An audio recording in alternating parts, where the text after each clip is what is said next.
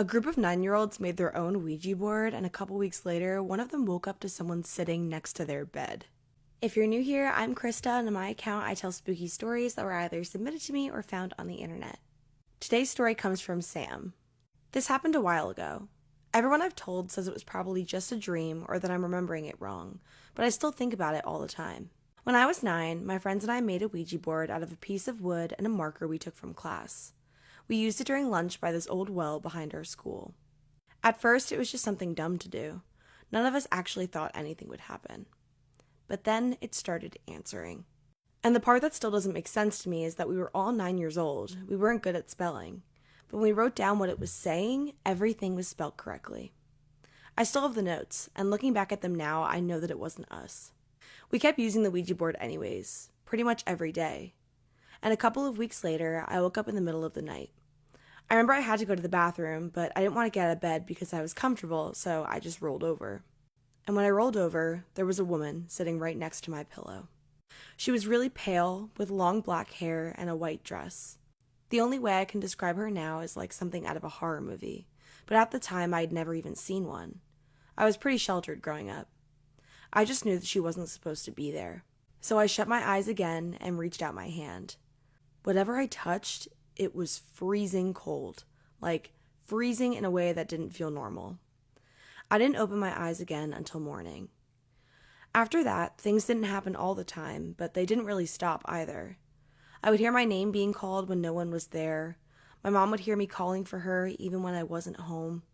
When I was around 10, I started having the same nightmare over and over again. In it, I was home alone, running through the house.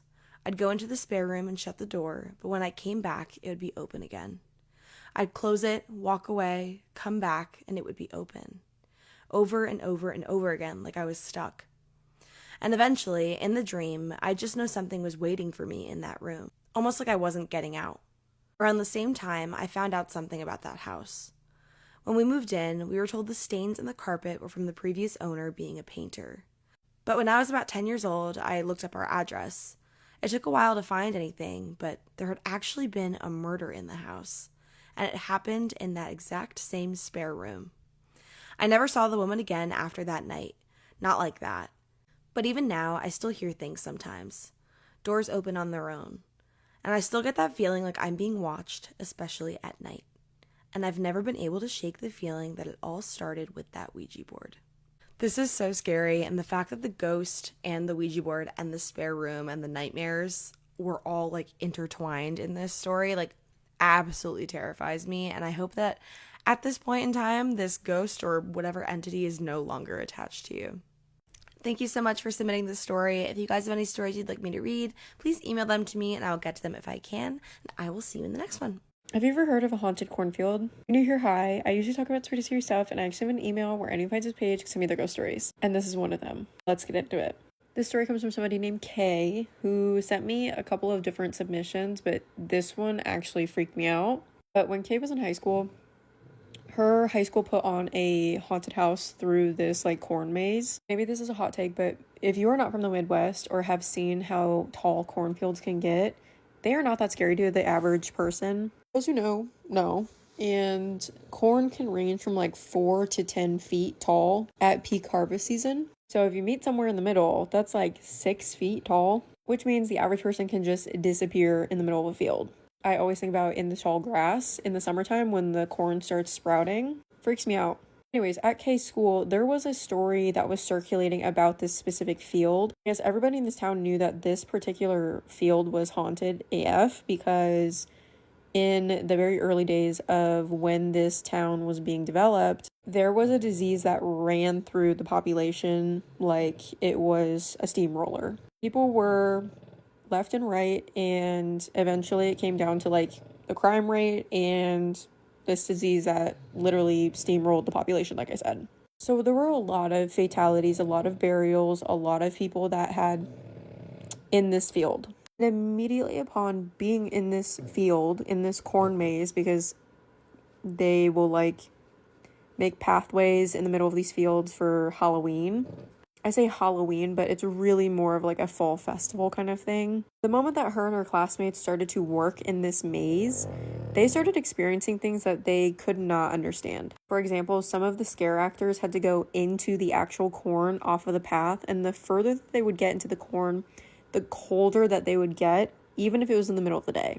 I'm not talking about like they're shivering because they're so cold. I'm talking like weird parts of their body would be cold. Multiple people felt like they were being grabbed at times. And much like every club in high school, there is a historian or a social media person that takes photos of freaking everything. Their historian had been working on something for weeks, taking photos of them for weeks. On a very particular night, she takes a photo of this bench that is literally in the middle of the field. And as the photo develops, there is a person sitting on this bench. And obviously there was nobody there physically. And here's the catcher. The person in this photo is almost completely translucent. You can see through them. It is literally like a black shadow that looks like it's sitting with its elbows on its knees, sitting down hunched over this bench. If you've been here a very long time, then you know that one of my very first scary stories that I told was one of my best friends. And it also dealt with a cornfield. I don't know what it is with like seeing things in cornfields or like thinking that you see things in cornfields. It takes things to another level. I wasn't planning on posting the photo just in case people like get freaked out because it did give me chills. I'll make a separate video with the photo if people want to see it. But anyways, that's going to do it for me. Stay tuned for more ghost stories. What would you do if you were a kid and saw something so terrifying, but as you gotten older, you continue to see it? I was sent another story about the Appalachian Mountains, and I thought it perfect to read it to you guys. So grab your favorite tea and settle in, and let me tell you another scary story that happened in Appalachia. Because of course, this is Tea After Midnight. I've been stuck on this pomegranate tea from Aldi. It is just so good. This story comes from Joyce. Hi Savannah, my name is Joyce and I have a terrifying story that will leave you shivering by the end. I also hope you make a TikTok from this and share my story. When I was younger, I always felt connected to the other side, if you know what I mean. One day when I was 10 years old, my best friend and I at the time were having fun playing in my attic. Keep in mind, I used to live right by a big chunk of creaky forest where a whole lot used to happen and ancient stories were told to us growing up. I lived right in the middle of the Appalachian Mountains, and I knew the rules we had growing up about these mountains. As I was saying, my best friend and I were having fun in my attic. My attic was pretty big with a lot of hiding spaces, and her and I decided to play hide and seek. She was the seeker and I was the hider. Since I lived there, I knew all of the good places and went running to hide. I went up to a little corner where I knew there was a small latch that could open up a space in the floor. I looked for the latch, and when I found it, I pulled as hard as I could, and when I finally cracked it open, I jumped in without a second thought. It was dark and dusty. You couldn't see anything but the small cracks in the floorboard above. I crouched down as small as I could, not making a sound, and after a few minutes of hearing her run around trying to find me, the latch door opens and I think she found me. I stand up and say, "Aw, you found me." And then when I look up, there was no one there. Growing up, a lot of this stuff happened, so I just brushed it off quickly. After we were done playing hide and seek, we decided to sneak out into the woods through my backyard that had a narrow path leading to the woods. Her and I snuck out and started playing, climbing in the trees and making stuff with wood and leaves. My friend went looking for more sticks, while I stayed back making a small hut until I heard a branch crack in the distance. I turned around and found nothing. I thought it was just an animal, but boy was I wrong. After a few seconds, I heard another crack, and then another, and then another, inching closer to me. I was so scared. I decided to hide in our half-made hut when all of a sudden I hear frantic footsteps. I look up and saw my best friend running for her life, dropping her sticks, and when I looked behind her, I saw a big shadowy creature on all fours with big black horns. And exactly when I turned to look at it, its head turned to me, and when I tell you the fear I had when I saw its face.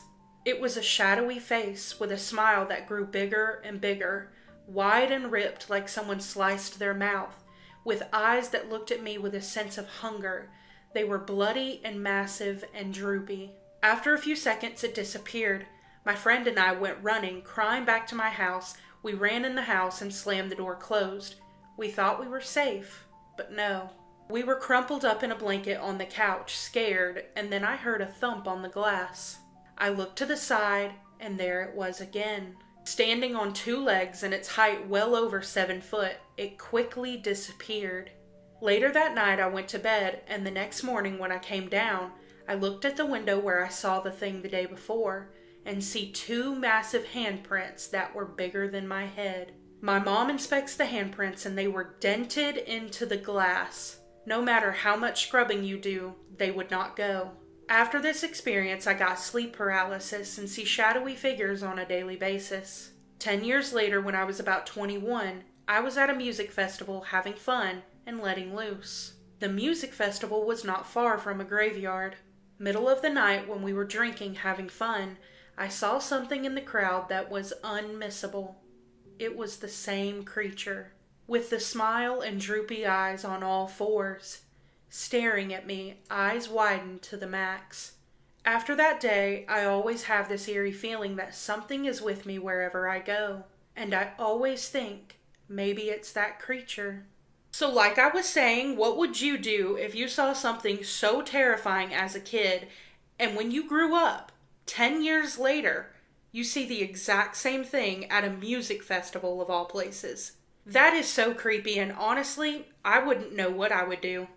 I do know that I would be absolutely terrified out of my mind. Joyce, I just want to say that I'm so sorry that you saw that not only once but twice. Also saw the handprints dented into the glass. That freaks me out the most, I think. That it left a dent in the glass. I don't even know how that's physically possible, but it's terrifying to think of. But that does conclude this episode of Tea After Midnight. If you have any personal scary stories you want to share, I would love to hear them. And it doesn't have to be about the Appalachian Mountains. It can be about any experience you've had. You can email me at this email on the screen or the email in the caption of this video. Of course, as always, I love you so much. Thank you for watching. I hope you have the best night, and I'll catch you in the next one. Bye. My mom waited until she was dying with cancer to tell me that when she was 20, she made a pact with... This is not my own personal story. One of you guys submitted this, but I'm going to go ahead and tell it in the first person. When my mom was 20 years old, she got very deeply involved in dark magic. She says that she saw this as her only way to escape poverty. She grew up with absolutely nothing. There would even be days where they would have absolutely nothing to eat in the house. In her desperate attempt to try to make a better life for herself, she went ahead and made a pact with, and in exchange for her soul, she would never again have to worry about money for as long as she lived. After the ritual, it worked. Not long after, she became extremely successful. She started her own handmade jewelry business where she would also sell like spiritual artifacts with it. It blew up. She now had the money, a house, a car, all of the things that she never had growing up. Around this time, she met my dad, and not long after, she had me and then my little brother. To the outside world, our life seemed perfect. She says until one night, a few years later, she wakes up in the middle of the night because she sees a dark figure standing near her bedroom door. She says that she knows it wasn't sleep paralysis because when she tried to move around, she could, and she kept blinking trying to get this figure to go away, but the figure just kept standing there, watching her. Then the room got extremely cold and it was almost like all of the air was being sucked out of the room. Then before she knew it, she felt this thing speak to her, but it wasn't speaking to her like with its mouth. It was speaking to her with its mind. The voice said that if she wanted her prosperity to continue, that she would have to offer a sacrifice, and this sacrifice had to be someone that she loved. Immediately, my name and my brother's name came into my mom's mind. She said that she immediately refused. She started yelling and told her that she would never hurt her children, and whatever deal that she had made was over. But after that, everything in her life started to fall apart. Our dad ended up leaving us for absolutely no reason. Her business started to fail. All of the people that she trusted started to betray her. And then the worst thing came. My mom ended up being diagnosed with this aggressive form of cancer that doctors could not explain. I was 15 when things got really bad. We ended up having to move in with my aunt because my mom was unable to care for herself. Towards the last days of her life, we started to hear footsteps in the hallway. We would hear scratching behind the wall. Sometimes we would even even hear chains being dragged in the hallway, but every time we would go out there, we could never explain where the sounds were coming from. Right before she passed away, she called me over to her bed, and this is when she confessed everything. She also mentioned that the last few nights she could see a dark figure standing in the corner of the room just watching, waiting. She started crying and said that she regretted ever making that pact. She told me that once you give something like that access to your life, your soul isn't enough. It will always come back asking for more. She also said that the last thing that she will do before passing away is to ask God for forgiveness. I will never forget the way she screamed that night. It wasn't crying, it was screaming like something was in the room with her. I would never forget the way that she screamed that night. It wasn't her crying, she was literally screaming. After she passed, it was almost like whatever was there with her, whatever was causing all the turmoil and bringing all of the negativity and all of the activity in the house, completely left with her. My grandma's house was extremely haunted. Story time. I ran into a friend that used to stay with me at my grandma's house when we were little kids, and she brought something back that I hadn't thought of in years. So when I was 9, she was about 6 or 7, and we all lived at my grandma's house. So when all the adults would go outside and drink and party, her and me would sit in the house and watch videotapes together. She had this one videotape that we watched like clockwork, and it was The Little Mermaid sing-along. It was the guy who played the voice for Sebastian singing a concert like with every song, and it had real cartoon characters in the background throughout each music video. One night, while me and her are sitting there watching The Little Mermaid videotape, we're singing along to Under the Sea when all of a sudden the videotape pauses. So I'm sitting in front of the VCR because it's on the thing under the TV, and I start going blowing it, but the tape's not doing anything, it's still just paused. So we start looking for the remote. And while we're looking, that's when we hear the TV start back playing, but it's doing like slow motion, and it's saying Under the Sea, like real drug out. Well, then it would speed up and sound like a chipmunk, like Under the Sea, under the sea, under the sea. Then I run up to the VCR and I start mashing stop. It won't stop, it just keeps doing it on TV. Now my grandma had the back door open because she was sitting on the back porch swing drinking a little pony, but she kept that door open so she could hear us in the living room, make sure we were behaving. Well, while we're doing this with the TV, the back door slams shut and I can hear grandma beating on the back door like bam, bam, bam. So we're snatching on the back door, but it won't open, and we're screaming at grandma, we can't get it open, it's stuck. So they go around to the front and that door won't open either. My grandma had a lock at the very top of the door, like an old school deadbolt with the 3 prongs, and neither one of us could reach it, and it was locked. So me and her just stand in the living room looking at each other, and we hear something walking down the stairs. The attic stairs were right there in the living room, and then with each step, it sounds like a footsteps coming down towards us. We hear the attic door slam shut, but nobody comes down. So me and her duck down, and we start hiding because we didn't know who it was or what it was. And then next thing we knew, both doors opened up at the same time, and grandma comes running in and grabs us. So my uncles go running in the house, make sure nobody's in there. They don't find nobody. Grandma tells us it's time to get into bed, and it's time for everybody else to leave. So we're laying in the bed talking, trying to be quiet so we don't get in trouble, because grandma's room was right next to ours. And she says, have you seen that thing in the hallway yet? That big tall thing with the red eyes? I've been sneaking behind the bathroom door talking to it at night. And I just look at her like, oh God. I said, you shouldn't be talking to that thing. It's not good. It will get you in trouble like it's gotten me in trouble in the past. Don't do that anymore. Don't go anywhere near that thing. She said, it said you would say that. It wants to be my friend and I want to be its friend and I'm going to talk to it right now. So she storms out the bedroom and goes down the hallway and gets behind the bathroom door. Mind you, my room is at the other end of this hallway. So I'm worried about her. So I peek my head out the door and I can see her peeking her head out from behind the bathroom door looking back at me. I'm trying to be quiet because I don't want to wake grandma up and I'm like, come on. Get back up here. Come up here now. Because she's younger than me, so I'm trying to boss her around like, get up here. She sticks her head out and says, if you want me, bossy pants, come and get me.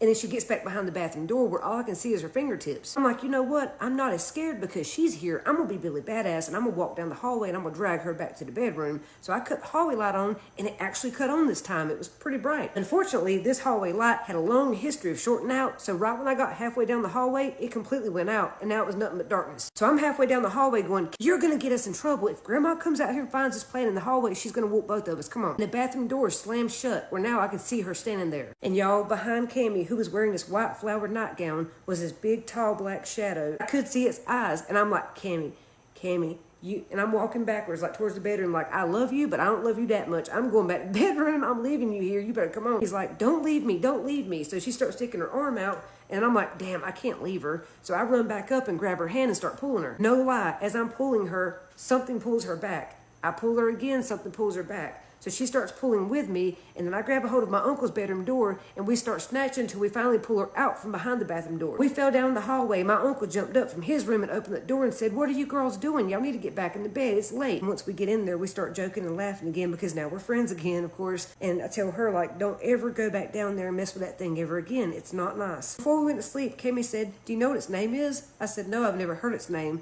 She said, "Its name is blank." And when she said that, my eyes darted open like, what? Because I knew that name. That name that she said just happened to be the same exact name of a relative who was viciously murdered by another relative. And I just could not believe she said it because she never met that person. Her mom, my uncle, none of them ever talked about this relative. Nobody. I can't get into why we didn't talk about him. Maybe I can tell it in a future story, but as of right now, my family would trip out if I did, so I can't. I truly believe that it was because of this relative that all this darkness was brought into this house to begin with, but I can't prove that. Let's read another scary story. Hey Krista, I've been following you on TikTok for a while now, and even though I have a few spooky stories, including one with proof, I wanted to submit this one because it happened about 5 hours ago. I'm typing this at 11:20 p.m., and it keeps replaying in my mind. I apologize if some things don't make perfect sense. I'm still processing it and probably missing details. This happened while I was at work. I'm a part-time cleaner in a fairly secure building. When I say secure, I mean there are multiple cameras every meter, you need to do a security fob to access different areas, and you even need permission to enter the car park. That's relevant. I work 3.5 hours a day there, and I was nearly finished with my shift. I was mopping the lobby floor. For context, the entrance doors make a very distinct sound, heavy, mechanical, and possible to mistake for anything else. I was crouched under the stairs, mopping, when I heard the entrance door open. I looked up and saw no one. I kept working, but watched the doors from the corner of my eye. Then I heard footsteps, like someone wearing heavy work boots. I looked up to say hi, but again, no one was there. As I looked up, I saw something on the TV mounted on the wall. It's at least a 42-inch screen that sits about 6 feet off the ground. I'm 5'4", and when I clean under it, there's still about 6 to 8 inches of clearance above my head. The shadow, or whatever it was, appeared near the top of the screen, around 8 feet up or more.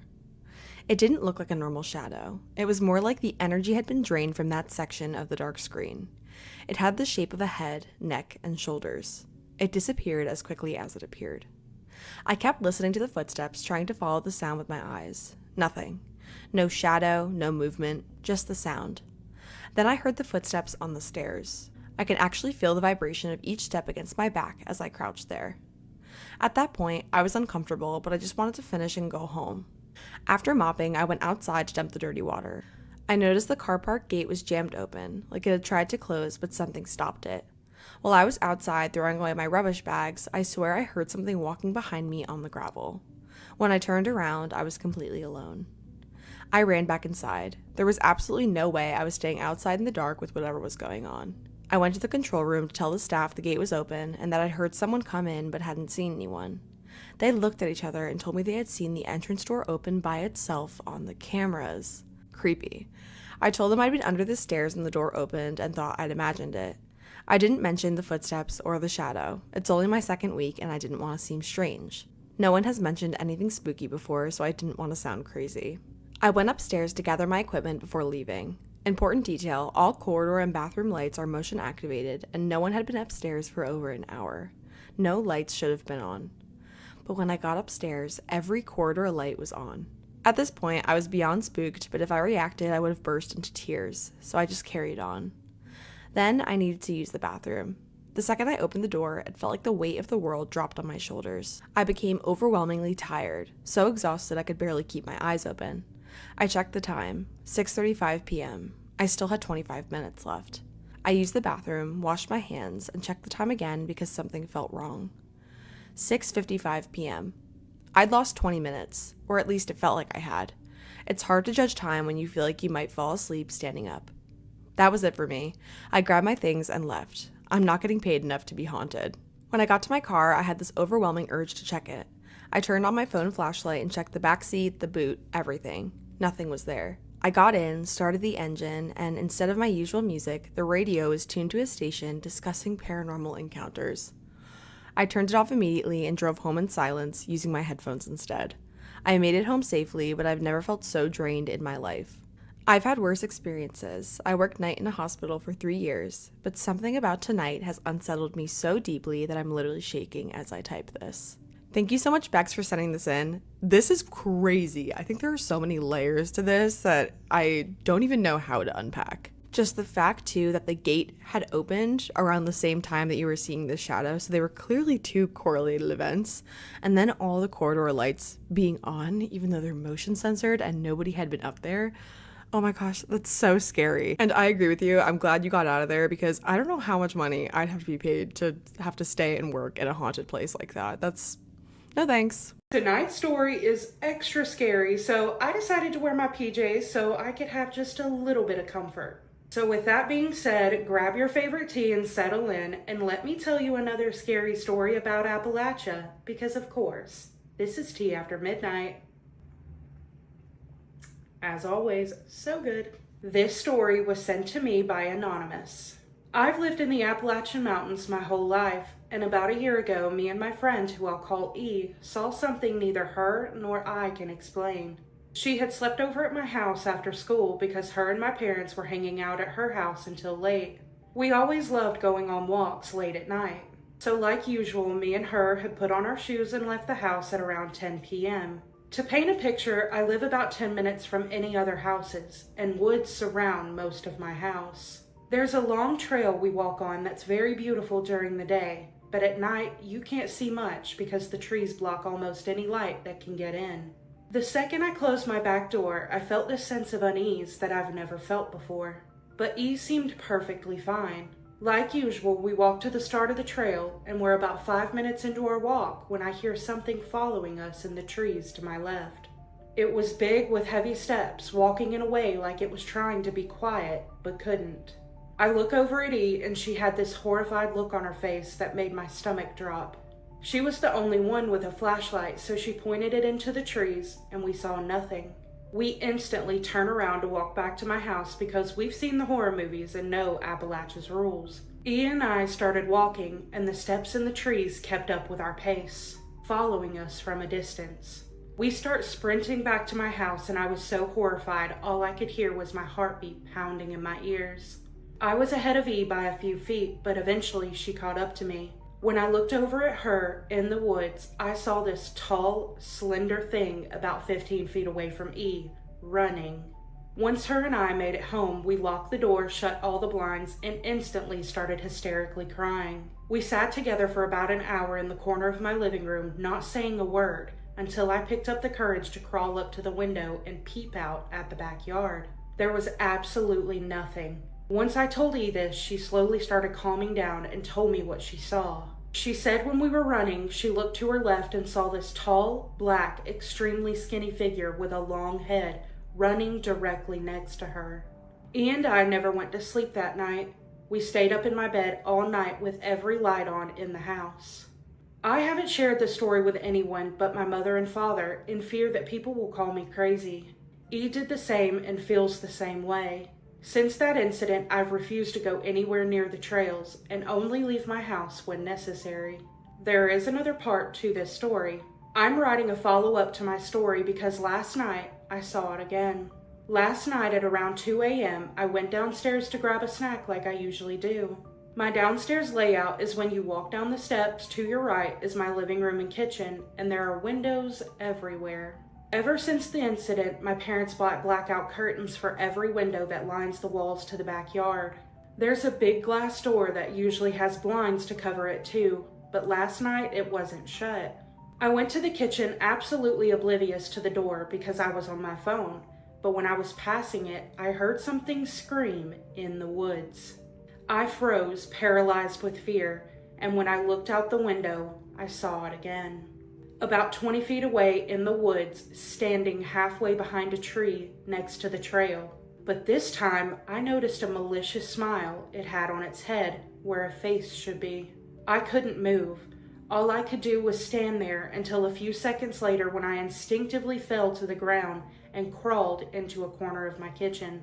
I screamed for my parents and my mother came running down the hall with my father barreling down behind her. I tried to explain, but with my crying, I could only get out the words, "He's back." My father instantly understood and went out into the backyard.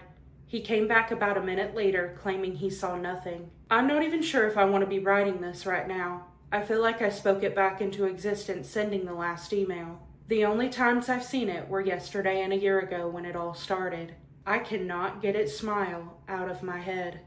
I genuinely couldn't imagine seeing something like that once, but let alone twice. As soon as I read the description of what they saw, my mind immediately went to the rake.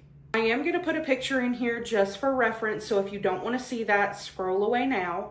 But this is what my mind immediately went to when I read the description of what they saw. If this is truly what they saw, I would be absolutely terrified. Oh, but don't forget it came back a second time, and that time it was smiling at them through the window. I am absolutely terrified, and I genuinely couldn't imagine seeing that. But that does conclude this episode of Tea After Midnight. If you have any personal scary stories you want to share, I would love to read them, and they do not have to be about the Appalachian Mountains. It can be about any scary story that you've experienced. You can email me at this email on the screen or the email that's going to be in the caption of this video. But as always, thank you so much for watching. I hope you have the best night, and I'll catch you in the next one. Bye. More than 100 years ago, molasses crashed through Boston. Welcome back to Creepy History, where we discuss stories from the past that are still unsettling today. I have all of my notes in front of me. I'm just going to be reading off my notes. I did research, typed it into a document, so if you see me looking away, it's the same thing I do with my scary stories, put them in a document, and I just read through it because I have a horrible memory. But anyway, let's get into this event. In the middle of the day on January 15th, 1919, Boston's North End was full of residents and workers who were venturing outdoors to enjoy the warm weather. Around 1 p.m., they heard a low rumble. At first, many people thought it was a Boston elevated train approaching, but within minutes, they realized something was terribly wrong. Turns out a 50-foot tall tank full of industrial-grade molasses had ruptured, which sent a 2.3 million gallon wave of molasses rushing through the crowded area. Okay, so what is industrial-grade molasses? I looked it up. It's a thick, dark, nutrient-rich byproduct of sugar production intended for non-food, industrial, and agricultural uses. It is primarily used as a cost-effective, high-energy animal feed additive, a fermentation substrate for producing alcohol, MSG, and citric acid, and it's extremely thick and sticky. The molasses tank had been built by Purity Distilling Company just a few years earlier before the incident in 1915. The tank was 50 feet tall and rose over the Boston Elevated Railroad tracks that ran right next to it. Tankers would deliver the molasses to Copp's Hill Wharf, where it was pumped into the tank. Despite the tank being relatively new, locals actually began noticing that the tank was leaking molasses. When they complained, Purity Distilling painted the tank brown in order to disguise the oozing sticky molasses. What freaking assholes. Later on, structural engineers would say the tank's walls were way too thin to hold all of that heavy molasses, and because of those thin walls, the warm weather, and a new large shipment of molasses, the tank ruptured. A literal wave of molasses rushed through the north end at about 35 miles per hour. It knocked a train off its tracks, crushed buildings, moved a firehouse and other buildings off their foundations, and unfortunately, suffocated both humans and animals. Not only was the molasses crashing through the area, but debris from the tank was crashing through this area as well. I'm assuming it's made out of metal and sharp, probably. Boston police, cadets from the USS Nantucket, and the Red Cross rushed to help. Despite their efforts, 21 people lost their lives and 150 people were injured. Most of the people who passed were employees of the places that delivered the molasses and the place who held the tank. The other victims included children and a firefighter who had just gone to sleep at the firehouse. Cleanup was, of course, difficult and practically impossible until city workers realized that salt water broke down the molasses, so they began spraying the area with water pumped from the harbor. Even though locals had expressed their concerns regarding the leaky tank, the tank's owners still tried to blame the incident on anyone but themselves. They used the excuse that maybe someone plotted this and did this on purpose. In 1925, a court-appointed auditor ruled that the negligence by the tank's owners was to blame for the tank's collapse and the loss of life and property. This Boston tragedy led to major changes in the way the United States regulated industries, ensuring engineers sign and seal plans, building inspectors need to examine projects, and architects need to show their work. This is kind of like one of those things that like a tragedy leads to something good. Like it's horrible that this happened, but because this happened, I feel like it's probably saved a lot of lives since then, because something like this probably would have just happened again if they didn't come in and change like all of their rules and regulations. But this obviously was the manufacturer's fault, and I cannot even believe that they tried to blame somebody else for their mistake. I feel like this historical event is creepy because could you imagine just like being out on a regular, totally normal day, and then a huge wave of thick, dark brown, sticky molasses just comes barreling towards you? It's also creepy just knowing that like the rich assholes who owned the company that made the tank were like capable of blaming this tragedy on someone else. People with money are just not our friends, and they can't be trusted. I'd like to share my condolences to all of the people who lost their lives and their loved ones. I hope they're resting easy somewhere way cooler than this place. Anyways, now we both know about the Great Molasses Flood.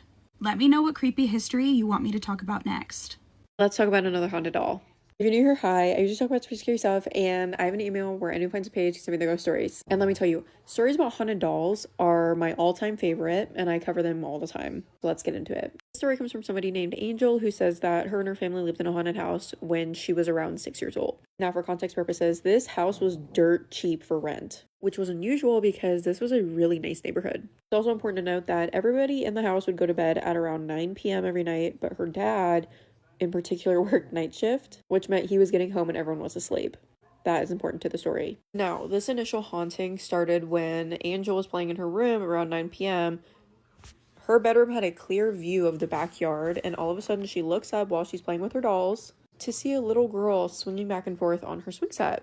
Now, something was clicking in her head like, that person is not real. Angel tells her mom about it, and her mom says, you're probably just tired and you were just seeing things. A couple days later, Angel's dad gets home, and I guess this feeling had been happening for a long time, like since they had lived there. But Angel's dad would come home after night shift and feel like there was a woman and child sitting on the corner of the couch in a very specific position in the living room, the same spot every single time. And it was such a heavy feeling, like they were absolutely without a doubt sitting there, but there was never anybody physically there. And Angel's dad specifically remembers once seeing these two people. Out of the corner of his eye, he turns and there's still no one there. Obviously, he thought it was just him being exhausted and working night shift, so he just kind of brushed it off and was like, my mind is playing tricks on me. So he just completely brushed it off. Until one day, Angel's mom walked outside to do something, and the neighbor caught her and was like, hey, I didn't know that anybody was living there. She goes, yeah, we've been living here for a couple months. And the neighbor immediately jumps to, do you know what happened in that house? And Angel's family was completely oblivious to anything that had gone on in the house prior to them moving in. So mom says, no, I don't know what you're talking about. The neighbor just looks at her and says, you should probably research it. Angel's mom goes inside, researches it, and discovers that there was this horrific crime involving a mother and child and the father in this home. I'm not going to talk about details because your imagination can probably fill in the blanks on why the mom and the child are still there.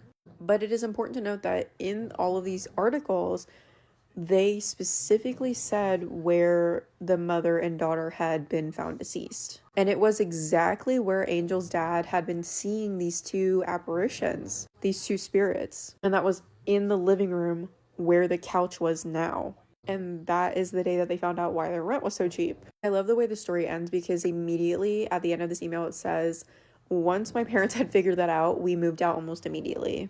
You know what? Good for them for making that decision because I would have probably done the same. Even if it was dirt cheap, I don't think I could live with a bunch of spirits, especially if they were like not physically or traditionally haunting me, but like out of the corner of my eye kind of thing. But anyways, that's going to do it for me. Stay tuned for my ghost stories.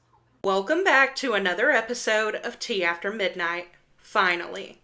I know I've been gone for a little bit, and I'm sorry about that, but my cat's had some health issues the past couple weeks. We've been in and out of the vet. He's doing so much better now, so thank you to everybody for all of your kind words. I really appreciate it. But with that being said, let's jump right into tonight's story, because it's a good one. So grab your favorite tea and settle in, and let me tell you another scary Appalachia story, because of course, this is Tea After Midnight. This story comes from Luke. Hey Savannah, I just got done watching one of your videos where someone had sent you a story about old red eyes. I really wanted to send you my story because I too have had an experience with old red eyes. I've always been interested in the paranormal and supernatural, and living in the Appalachian Mountains, there was definitely plenty of places to go to explore and experience that. When I grew up, I lived in a house that was right next to a cemetery. I really believe that is why we had so much paranormal activity in our house. There would always be random lights on when you know you turned them off, and cabinet doors would be open when you know you shut them, and random tapping and scratching noises would happen frequently in that house. But as somebody who has always been into the paranormal, those things never bothered me. When I would get off from school, I used to walk over to the cemetery and read the headstones. I would just walk through the cemetery to see if I could find anything paranormal there. Eventually, I told my friends at school about my little ghost adventures, and they said they wanted to come over so they could come with me one day. I actually got really excited because it's not often you find somebody that is into paranormal and supernatural things. I invited them over, and the next day they came home with me and we went to the cemetery. This was a Friday, so they decided to spend the night with me since we didn't have school the next day. We made a plan to go over to the cemetery when it got dark because we thought it would add to the creepiness of the experience, and it most certainly did. As soon as it got dark, we grabbed a few flashlights and walked over to the cemetery. There were no streetlights around us, so the only way we could see was by flashlight. As we were walking over, we were really excited and pumped up, but as soon as we stepped foot into the cemetery, it felt like the energy changed. I personally became very nervous and had this feeling of dread that I had never experienced before. I could tell my friends also looked nervous, so I cracked a joke to try to lighten the mood. We started walking around just looking at graves and asking questions about the spirits that might have been there. One of my friends looked over at me and said, "Did you hear that?" I just shook my head and said, "No, I don't think so. What did you hear?" He told me that he could hear what sounded like someone having a conversation, but none of us were talking. I turned to my other friend and asked if he heard anything, and he said he didn't hear anything. So we just kept walking around, still asking our questions, when at this point we are pretty far into the cemetery. I do want to say that this was towards the end of spring, and it was quite warm outside. But all of a sudden, my friends and I felt cold chills all over our body. We all looked at each other with the same look of, "You feel that too, right?" One of my friends who was in front of me turned their head to look toward the end of the cemetery and the start of the woods. He kept looking over there like he heard something. I asked him what he was hearing, and he said he kept hearing someone talking, but he couldn't make out what they were saying. This was my other friend, different than the one who had heard the talking earlier. I couldn't hear anything, but all of us were looking in the direction that my friend was hearing the talking coming from. We stood there for a few minutes just looking towards the woods trying to see if we could hear anything. That's when it sounded like something big dropped from a tree and landed on the ground in the woods. As we were looking in that direction, all three of us could see a figure knelt down on the ground with its head down, and it slowly raised its head and looked in our direction. When it raised its head, we could see two red glowing eyes staring back at us. All three of us were locked in fear. Then the figure stood up and started to walk towards us. We ran as fast as we could back to my house and got inside and locked the door behind us. As soon as we were inside, we went to my bedroom to look out my window because it faced directly towards the cemetery. We couldn't see anything over there, but to be fair, it was pitch black outside. We spent the rest of that night talking about what we had just saw, but none of us had an answer. The next day, my friends left and they never came back, and I really don't blame them. We talked at school for weeks on end about that experience, still baffled that that had happened. A few months later, I was in my room when my mom came in, looking like she had just seen a ghost. I asked her what was wrong, and she sat down on my bed, staring at me. She said, "I'm not really sure how to ask you this because I know it's going to sound crazy, but I need to know, have you ever seen red glowing eyes? I stared at her with my eyes wide and said, yes. Have you seen them too? She nodded and said that she had went outside a few minutes ago to grab something from her car when she heard something over in the cemetery. She said it sounded like talking, but she couldn't make out what they were saying. When she looked over in the direction of where the talking was coming from, she said she saw two red, glowing eyes staring back at her. So she ran back inside to come talk to me. I ended up telling her about the experience that my friends and I had had a few months prior. She looked horrified and asked me why I didn't tell her. I told her I wasn't exactly sure what I saw and that I didn't want people to think I was crazy or that I was making it up. When my dad got home that night from work, my mom and I sat down and told him about both of our experiences with the red eyes. My dad looked at us and I swear he had tears in his eyes when he said, "You both have seen them too?" Come to find out, about a year earlier, my dad was pulling in the driveway at night when he got home from work, and he said that he looked over at the cemetery and saw a pair of glowing red eyes. He told himself it was just his headlights playing tricks on him, but couldn't shake the feeling it was something more than that. A few years later, we sold the house, but while we were still there, we never had any other experiences with seeing red eyes. To this day, I still don't know what we saw, and honestly, I don't know if I want to know. Luke, that story is absolutely horrifying. Because not only you, but your mom, your dad, and two of your other friends saw the exact same pair of red eyes. The story that Luke is referring to is actually from Chris from a few months ago, where Chris saw the exact same pair of red eyes. And I definitely don't think that's a coincidence. I'm not entirely sure what exactly you saw, but a lot of the comments on that other video suggested maybe it was Mothman. But either way, if I would have saw that pair of red eyes, I'd have left so fast. That is so terrifying. But thank you, Luke, for sending in your story. I'm definitely glad that you all moved because I don't think I could have saw those red eyes and stayed there. But that does conclude this episode of Tea After Midnight.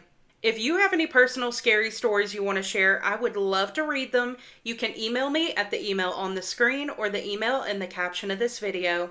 I do want to give a quick shout out to my Aunt Kelly and my cousin Judd. Apparently they watch all of my episodes and I didn't know that, and I think that's so sweet. So thank you guys so much for watching. I really appreciate it. But to you guys, thank you so much for watching. I hope you have the best night. I love you, and I'll catch you in the next one. Bye. Let's read another scary story. This one was submitted by Allie. I don't know if anyone will believe this, but I truly believe what I heard along with my cousin and cat was real. It began on a regular night. I was just on my phone around 10:23 p.m. before getting ready for bed. Just as a note, I slept on one side of the bed and my cousin slept on the other, but her head was where my feet would normally be. I went through my usual routine before going to sleep. Then, around 3 a.m., I heard something. It started with light taps, like the kind of soft knock someone might make before entering a classroom. I was startled and suddenly very aware of my surroundings. I lay there scanning the room, thinking it was probably just in my head, until I heard it again. The taps slowly became louder, maybe even more frequent. I tried to convince myself it was just my imagination. I looked over to where the moonlight was shining through the curtains in my room. There was no one there, so I figured my mind was just playing tricks on me and tried to go back to sleep. But it wasn't over. I woke up again maybe 1 or 2 hours later, and this time I heard knocking on my window. I was terrified, but I've always heard you should never respond. Just pretend you didn't hear anything and convince yourself it's all in your head. Except this time it wasn't. My cat suddenly jumped in a frightened movement as whatever was outside started banging on the window. I leaned over while laying in bed to see if my cousin was awake, since she usually stays up all night, but it looked like she was asleep. I didn't know what to do. The banging just kept going, getting louder and louder. I looked toward the same spot where the moonlight was shining through the window, and there was no shadow. For context, I have a clear view of that area and would have been able to see if someone was standing outside, but there was nothing. Then it suddenly stopped. I thought it was finally over, but then 3 loud bangs slammed against the window, one after the other. After that, it was like whatever had been outside just left. I felt relieved, but I was still too paranoid to fall back asleep. I hid under my blanket and just hoped I could make it until sunrise. When I woke up around 9 a.m., my cousin was awake too, so I told her everything that had happened. She looked at me and said, "I heard it too." She told me she had tried to peek and get a glimpse of whatever might have been outside, but there was nothing there, not even a shadow. That night still has me thinking about what might have been on the other side of that window. What terrifies me even more is knowing that my window could have easily been opened because it was unlocked. I've experienced paranormal things before, but this didn't feel like just some kind of ghost. I don't know what to think or believe, but whatever I experienced that night, whatever was out there, it felt like it was watching me and my cousin. I did end up telling my parents about what happened, and they believed me immediately. My dad cleansed my room afterward and prayed over us. It's been about 11 months since that incident, but every night I still get the feeling that someone is outside my window. Sometimes it even feels like my cat can see it, but I can't. I definitely feel like animals have the ability to see and hear things that we can't, so I don't doubt that your cat can probably see whatever this is. But just the fact that you guys both heard it, both you and your cousin, is absolutely insane, and there was no shadow or no sign that anyone was actually there knocking on the window. Absolutely terrifying, and I hope you never experience something like this again.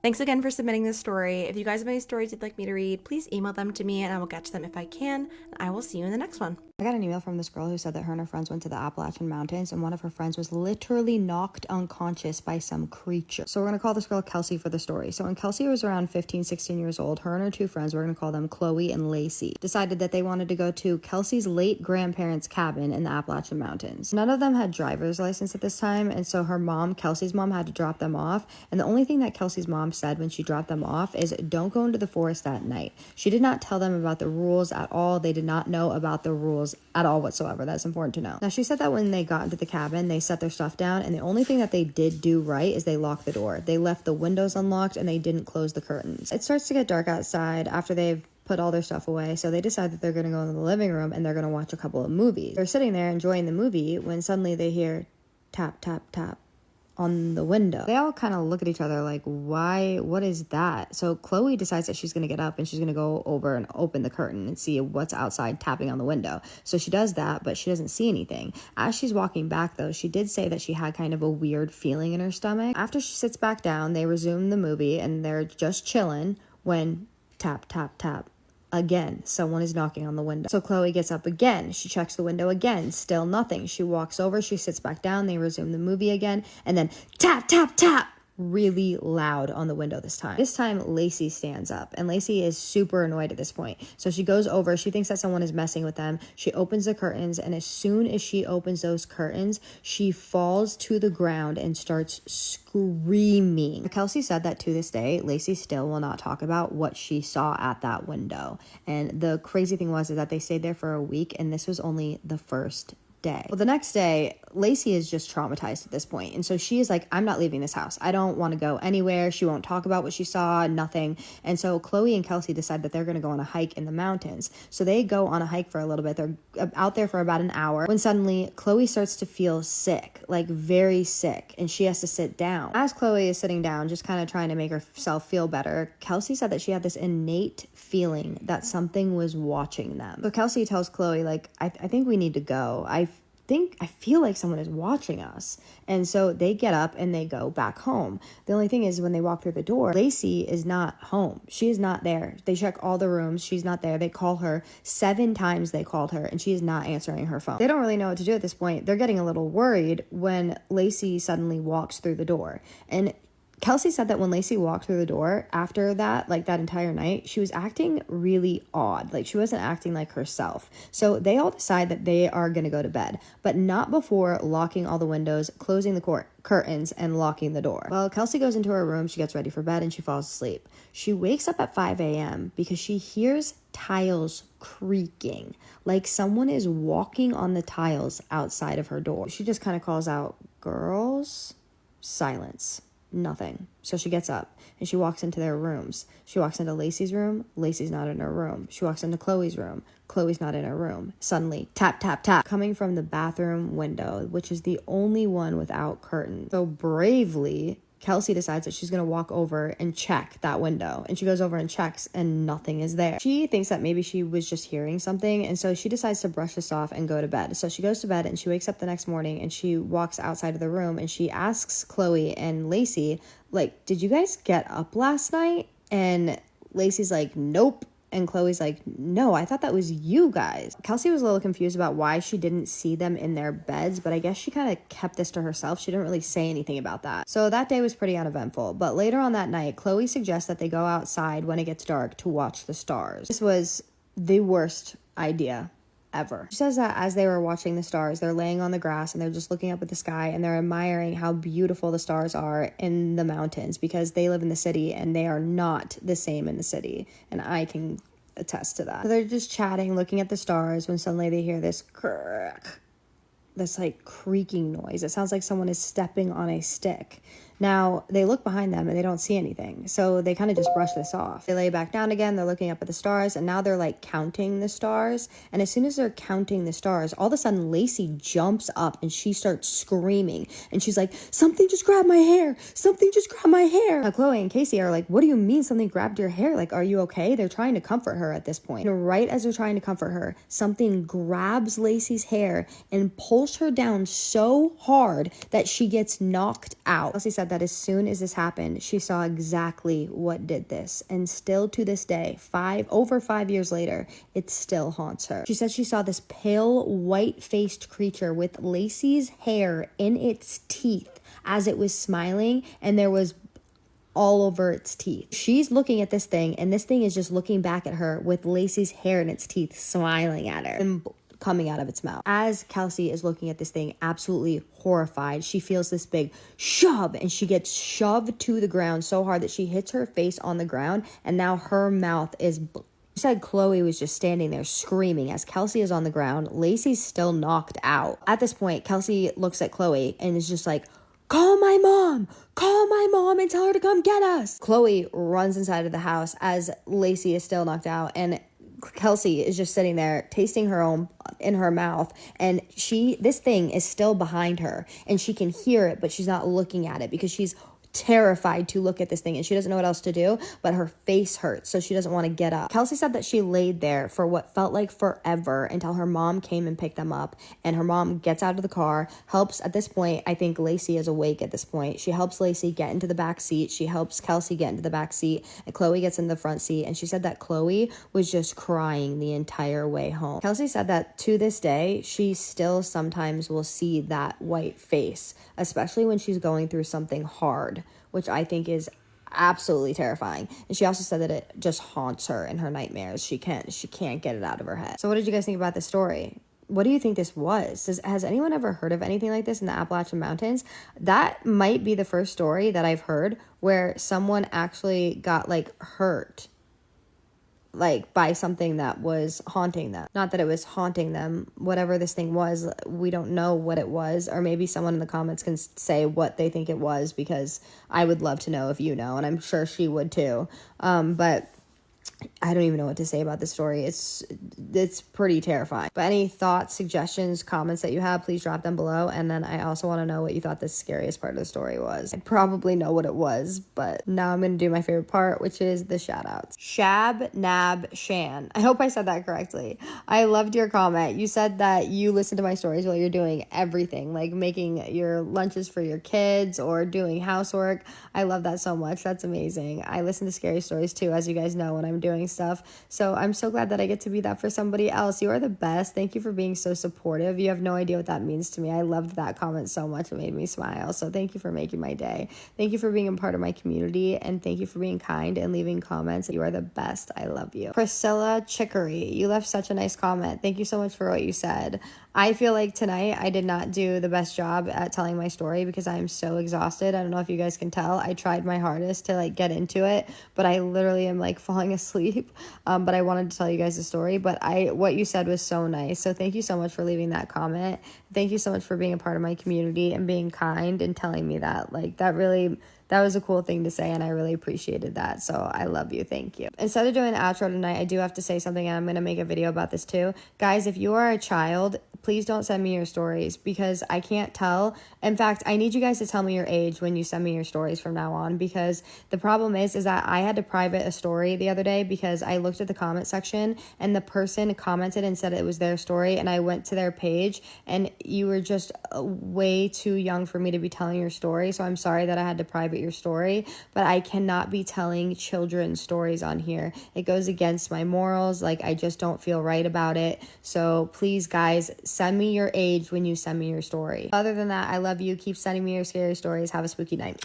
Have you ever stayed in a really creepy Airbnb? My name is Kalina. I live in Billings, Montana, and I went for a weekend getaway with my boyfriend and some friends to a little ski town called Red Lodge. Red Lodge is just an hour out of town from Billings and is a popular ski place. The town was established in 1884 and has lots of very old buildings, and there are supposedly some haunted hotels around. We rented an Airbnb that was a big cabin out by the mountains, but it looks similar to Jackson Hole, Wyoming, with the flat countryside fields right in front of the mountains. There's 4 of us, and we get to the cabin and explore the rooms. The first thing I noticed when I go up the stairs to the master room where my boyfriend and I were staying was a creepy wooden tiny door. By tiny door, I quite literally mean it looked like it was straight out of Coraline. Backstory about me, I love scary stories, true crime, the supernatural, etc. I very much enjoy listening to scary stories, but I don't care to be in one. So off the bat, the door just gave me a really creepy feeling, and I made my boyfriend go open it. He said it looked like a space that goes into the attic or just a hidden storage room. I wasn't fond of that being right in front of our room, but I tried my best to ignore it.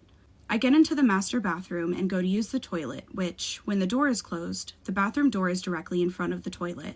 As I'm sitting there, I look right in front of me and notice these scratch marks on the door frame. These scratch marks are very low and could be from a dog. But of all the places to keep a dog, I wouldn't have kept mine in this bathroom. And it's an Airbnb, so you'd think dog owners wouldn't really bring along a dog that's mischievous and doesn't behave. I go downstairs, and when I turn the corner, right under the stairs is one of those lift-up doors that's built into the floor that goes beneath the house. Again, straight out of a horror movie. To make it even worse, this door has a lock on it. I got the creepiest feeling from this and immediately pointed it out to the rest of my group, and we all agreed it was very eerie. That night, we were all sitting on the couch playing Cards Against Humanity when we hear these 3 slow knocks on the door. They were completely rhythmic, slow, and intentional. Knock, knock, knock. Perfectly spaced out. My heart dropped, and I said, "What the F was that?" By everyone else's expressions, I knew they had heard exactly what I heard. My boyfriend got up and went to the door to look outside and said that there was nothing there. We all just looked at each other, and one of my friends thought maybe it was the wind blowing the first door against the main door. It was one of those clear doors that you have to open before you go to open the main door, but there was no wind outside. Eventually, we all went back to what we were doing, and as my boyfriend and I went upstairs to go to bed, I noticed that the tiny Coraline door was open. I froze and immediately asked my boyfriend if he opened it, and he said no. I yelled, "Did anyone come open this door up here?" And everyone said no. Nothing else really happened, but I was on edge the whole time we were there. Pictures of the scratches in the bathroom and the locked basement door are attached.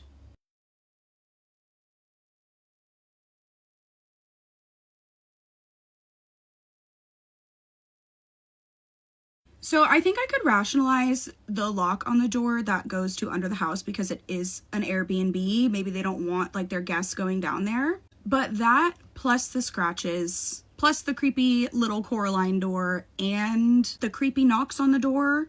I don't know. Is it haunted? Was someone watching them? Or is this completely normal? What do y'all think? Snacks in hand, the vibe is set, and once I start, don't eat too much, cause you gotta stay fine, but come on, bestie, it's... Oh, yeah. Hi, bestie boo, I missed you. You got your snack? Cause I got mine. You see me eating.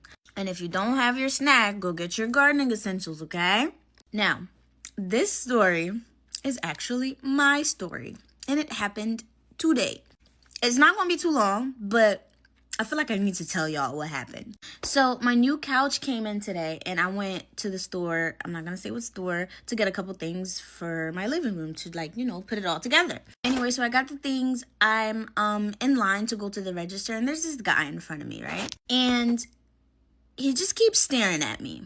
But that's fine, because I get that all the time. And so I keep catching him looking at me, right? And something, my discernment tells me, pay attention to him. Mind you, he's in front of me. And so I'm paying close attention, but I'm still trying to make it seem like I'm not paying attention to him, but I am. And as I'm standing there, he starts mumbling something. Like he's mumbling something under his breath, and he's looking at me. At this point, my discernment is going off. Like, my radar is like... So I'm like, okay, I tried to, like... And this all happened within, like, a few seconds, him mumbling and stuff. I tried to, like, see if he's, like, speaking English, but he's not. He's looking at me, and he's mumbling what he's mumbling, but it's not English. And it probably doesn't sound like it's a language. It probably is. But the moment I realized, oh, this is what's happening, I looked at him dead in his eye and I said in my head, I have the power of 7 angels. I couldn't tell you where that came from. I couldn't tell you why I said it. But that was literally, soon as I realized what was happening, I looked him dead in his eyes and said it in my head. I have the power of 7 angels. The moment I finished saying that, he looks away. And I kid you not, for the rest of his transaction, he is super fidgety. Like, before this happened, he was just standing in front of me. But after that, he's like, he cannot stand still. He's super fidgety. And now it kind of seems like he's trying to space himself from me too. So I used that as an opportunity to, again, look at him and smile. And he smiled back.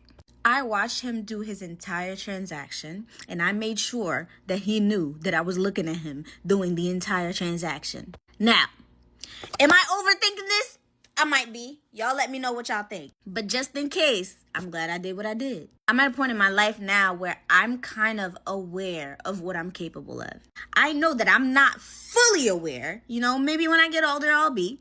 And literally, after it happened, I literally said to myself, I gotta go tell my besties. It just goes to show, y'all have to, listen, your discernment has to be good. If it's not, you'll fall into a lot of things. I personally think he was trying to love spell me. Mind you, this is an older man. Like, he's old as fuck. But he's also foreign. I ain't gonna say where he came from because, I know where he came from. I could hear the accent from when he was doing the transaction. I ain't gonna say it because I don't want y'all to use that as an excuse to go hate on people like that.